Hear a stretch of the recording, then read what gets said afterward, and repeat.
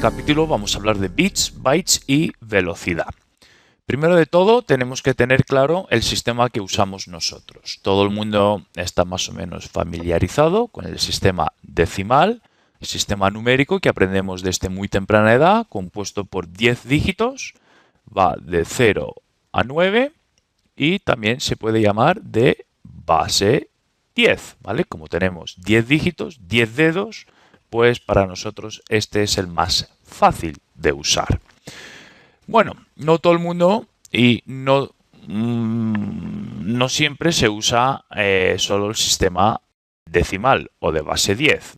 Tenemos más sistemas. Tenemos otro de base 16 o hexadecimal. Tenemos otro de base 2 o sistema de numeración binario, que es el que entiende el ordenador. Y tenemos que entender que es un bit, ¿vale? Un bit simplemente es un dígito binario, que por cierto es un acrónimo del inglés binary digit. Un bit se puede pensar básicamente como una bombilla que puede estar en dos estados, o está encendida con pulso eléctrico o no encendida sin pulso eléctrico. Vamos a darle un valor, vamos a decir el pulso eléctrico corresponde a 1 y el sin pulso corresponde a 0. En otras palabras, el ordenador solo entiende de unos y ceros. Y ahora la pregunta es ¿por qué se decantó por el sistema binario y no se usó el sistema decimal o base 10? Pues muy simple, el sistema numérico binario fue el escogido por los ingenieros informáticos allá por los años 50, básicamente porque era más fácil para el sistema electrónico de la máquina distinguir y manejar solamente dos dígitos, o sea, el 1 y el 0, en vez de usar y manejar los 10 dígitos que usamos nosotros. Y por eso se usa el sistema binario. Bueno, como ahora entendemos que el bit solo puede tener dos estados, como esto no nos da mucha información, necesitamos agruparlos y así nos dio luego los 8 bits o un byte. Básicamente, para formar cada carácter alfanumérico se optó por combinar 8 bits o cadena de ceros y unos para formar un octeto o un byte. En otras palabras, imaginaos, queremos insertar letra A. Bueno, pues para la letra A, como el ordenador no entiende de letras, solo entiende de unos y ceros, vamos a crear un código estándar, que por eso tenemos el ASCII, y vamos a decir que la A corresponde a 0, 1, 0, 0, 0, 0, 0, 1.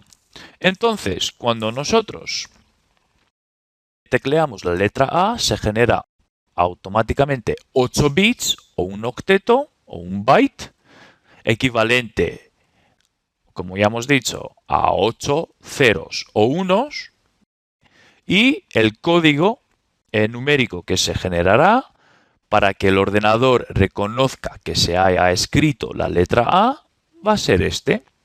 Y así de simple. Ahora veremos ejemplos.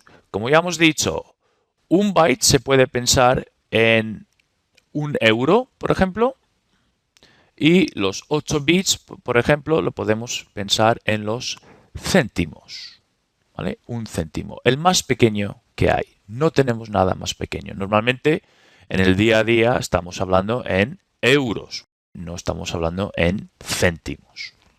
Ahora veremos ejemplos. El siguiente tema que tenemos que entender son los tipos de bits y bytes. Primero de todo tenemos que distinguir dos clases diferentes. Tenemos velocidad de transmisión y luego tenemos capacidad de almacenamiento. Primero de todo, cuando nos referimos a velocidad de transmisión, o sea, lo que mandamos y lo que bajamos, acordaos, solo entendemos unos y ceros, ¿vale? Nada más. Entonces, como ya hemos visto, un bit no es nada, ¿vale? Es muy poco. Un byte básicamente equivale a una letra. Entonces, como vemos, necesitamos más bits y por eso luego tenemos kilobits, megabits, gigabits. Y si usamos el modelo métrico o el sistema decimal, siempre vamos a tener un kilo va a equivaler a 1000, un mega a 1.000.000.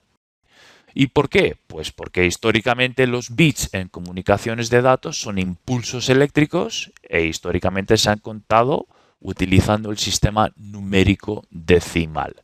En otras palabras, cuando nos dan los 20 megas de bajada, lo que nos dan en realidad son 20 megabits.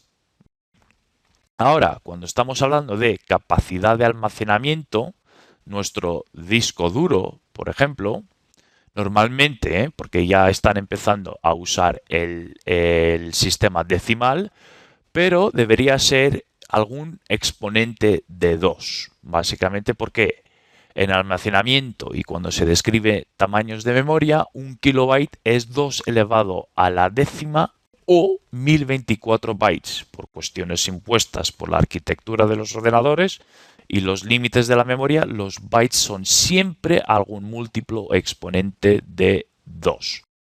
Por eso vais a ver módulos de memoria de 32 megas, 64 megas, 128.